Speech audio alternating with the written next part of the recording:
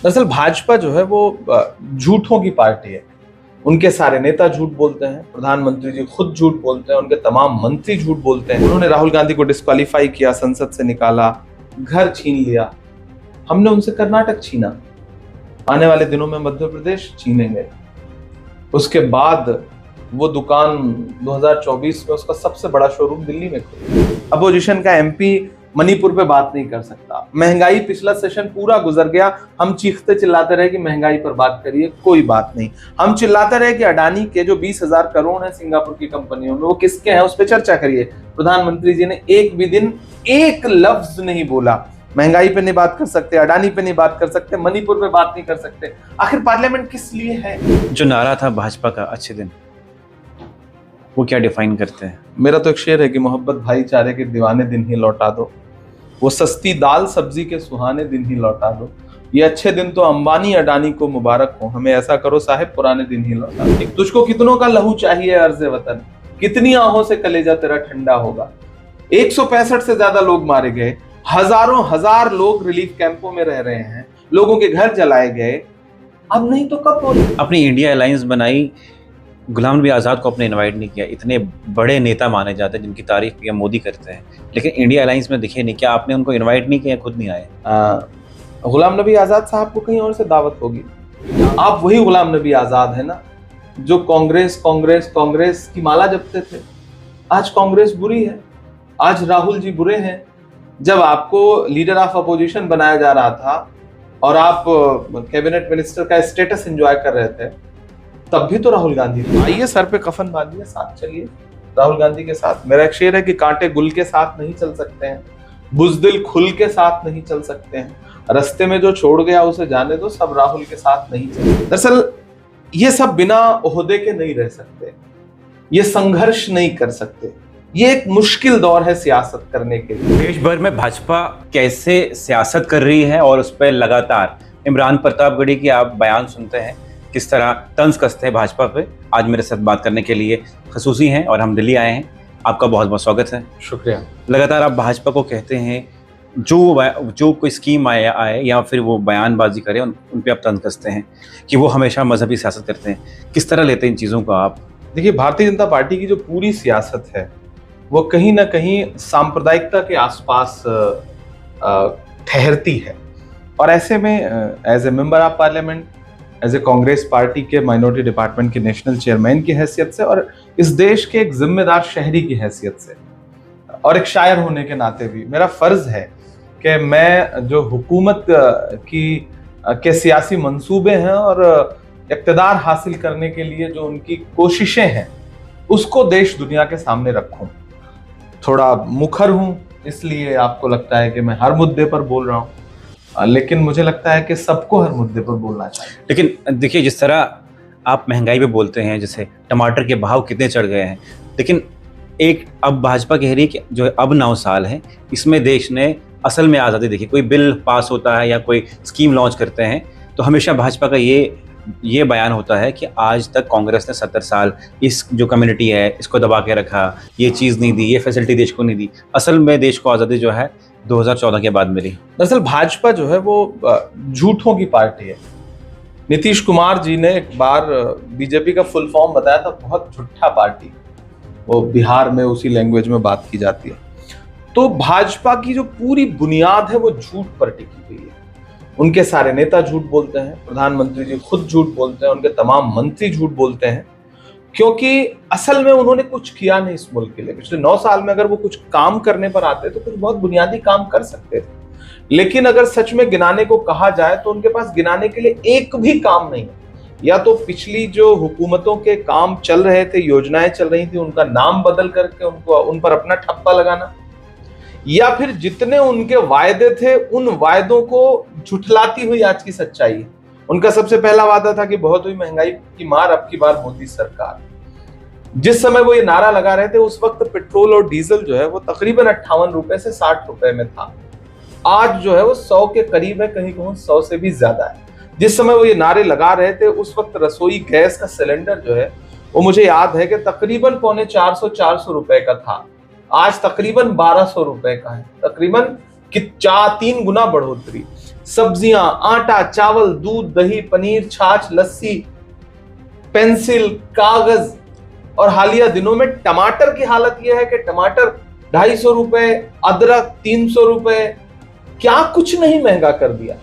पहला झूठा वायदा ये। दूसरा झूठा वायदा कि हम खवातीन के खिलाफ, औरतों के खिलाफ होने वाले जुल्म को कम करेंगे। लेकिन इस हुकूमत में पूरा देश देख रहा है कि हाथरस में किस तरह से एक दलित बिटिया को का बलात्कार हुआ और उसके बाद रात के 2 बजे उसकी लाश को जबरन परिवार की बिना मर्जी के जला दिया गया। राहुल गांधी जी, प्रियंका गांधी जी वहां गए, मैं साथ में था। आपको याद होगा कि एक भारतीय जनता पार्टी के एमएलए ने एक बच्ची का, एक बिटिया का रेप का आरोप लगा और आज वो सजा काट रहे हैं जेल में। कठुआ आपके सामने है, आप कश्मीर से हैं, किस तरह से एक मासूम सी बिटिया आसिफा के साथ रेप हुआ और उस आरोपी के समर्थन में भारतीय जनता पार्टी के नेताओं ने तिरंगा यात्रा निकाली। बहुत सारी चीजें हैं और हालिया दिनों में मणिपुर हमारी आंखों के सामने। तो ये भाजपा की पूरी जो बुनियाद है वो झूठ पर टिकी हुई है। ऐसे में अगर हम झूठ को झूठ नहीं बोलेंगे तो फिर क्या कहेंगे। आपने मणिपुर की बात की, लेकिन अमित शाह या जितने भी बीजेपी के एमपी है वो कहते हैं कांग्रेस बोलने देती नहीं है, हमें इशू एड्रेस करने दो। जब भी हम इशू एड्रेस करना चाहते हैं कांग्रेस हंगामा करती है। इस बात पर भी झूठ ही बोल रही है। मैं उस पार्लियामेंट का हिस्सा हूं, मैं चश्मदीद हूं, इसलिए मैं ये कह सकता हूं कि दरअसल भाजपा सदन के अंदर यानी पार्लियामेंट के अंदर कुछ करती है और बाहर आकर के उसे झूठे तौर पर व्हाट्सएप यूनिवर्सिटी पर प्रचारित करती है, मीडिया में कुछ और बोलती है। जबकि सच्चाई यह है कि प्राइम मिनिस्टर ने एक भी लफ्ज पार्लियामेंट के अंदर मणिपुर में, जहां 165 से ज्यादा लोग मारे गए हैं, नरसंहार हुआ है, जहां ये 2 बेटियों को बिना कपड़ों के घुमाया गया हजारों की भीड़ ने, और उस पर प्रधानमंत्री के पास बोलने के लिए एक भी लफ्ज नहीं है पार्लियामेंट के अंदर। हुकूमत बात नहीं करने दे रही है, हुकूमत हंगामा करती है। जब सांसदों ने 267 के जो एक नियम है उसके तहत नोटिसेस दी तो उन नोटिसों को एक्सेप्ट नहीं किया जा रहा है।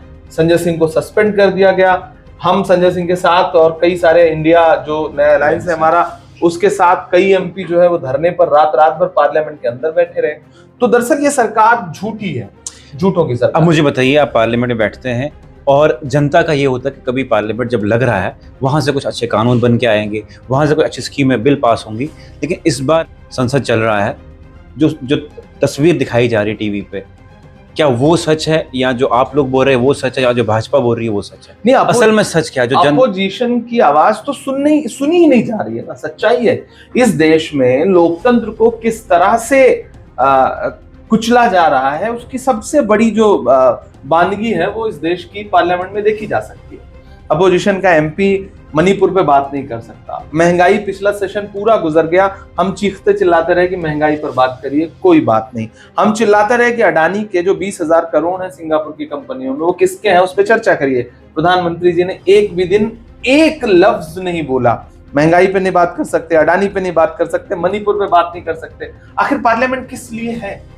अब मुझे बताइए, लगभग 85 दिन हो गए मणिपुर पे आप लोग चिल्ला रहे हैं, या जितनी भी अपोजिशन पॉलिटिकल पार्टी हैं जो अपनी इंडिया अलायंस बनाई है, लेकिन 85 डेज से भाजपा या पीएम मोदी कुछ नहीं बोल रहे हैं।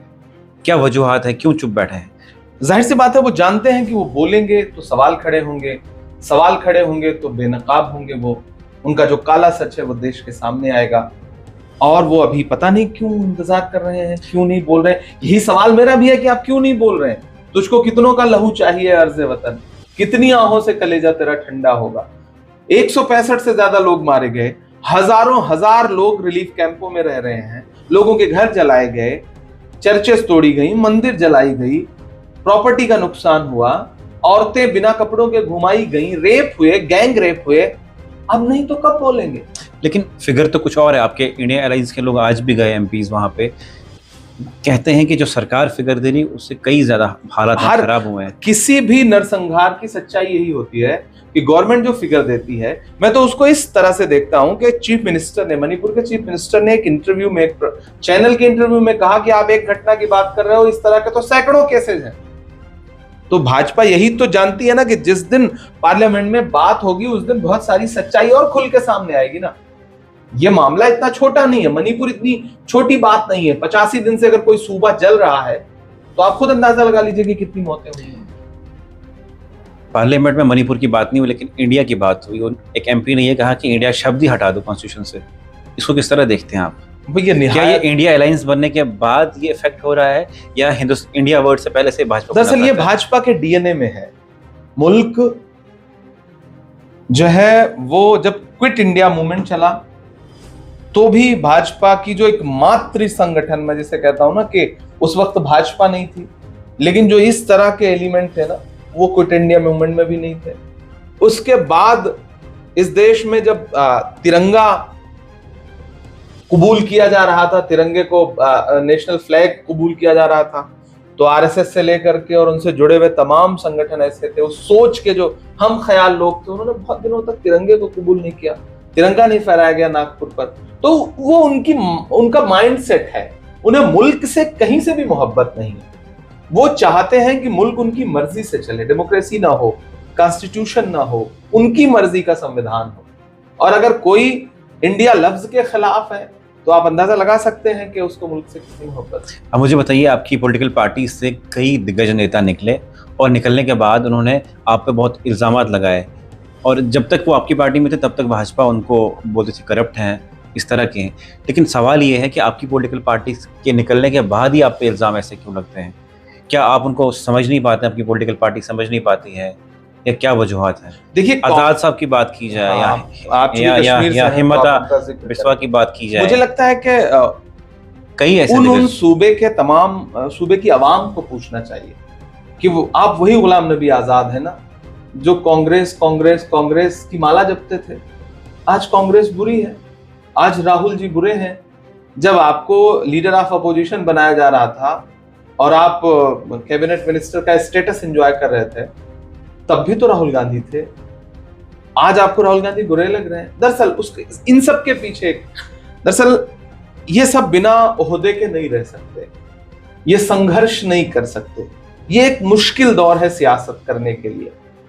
तमाम एजेंसियां हैं, अगर आप भाजपा के इशारे पे नहीं नाचेंगे तो जेल के दरवाजे आपके लिए खुले हैं। राहुल गांधी से 55 घंटे की पूछताछ जब ईडी कर सकती है तो फिर ये सारे लीडरान तो जाहिर सी बात है आप भी तो करते हैं, आपके पीछे जो आइए सर पे कफन बांधिए, साथ चलिए राहुल गांधी के साथ। मेरा एक शेर है कि कांटे गुल के साथ नहीं चल सकते हैं, बुज़दिल खुल के साथ नहीं चल सकते हैं, रास्ते में जो छोड़ गया उसे जाने दो, सब राहुल के साथ नहीं चल सकते। इस पॉलिटिक्स का जो 9 साल से भाजपा चल रही है, आप हमेशा कहते हैं कि उन्होंने मुल्क को तबाह कर दिया, बर्बाद कर दिया, जो भाईचारा वो खत्म किया, इसका अंत कहाँ है?